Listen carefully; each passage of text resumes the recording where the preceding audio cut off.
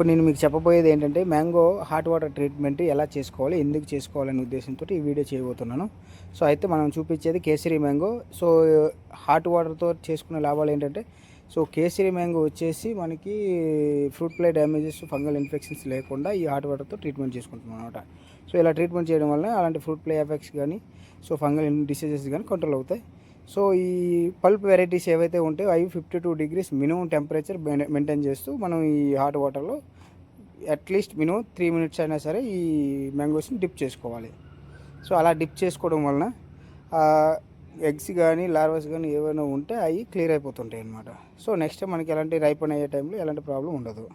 So అందుకని ఈ water చిన్న చిన్న రైతులకి ఇలా ఈజీగా ఉంటుందని ఈ ఉద్దేశంతో నేను ఇలా చేయటం, ఈ వీడియో చేసి చూపించడం వల్ల జరిగింది.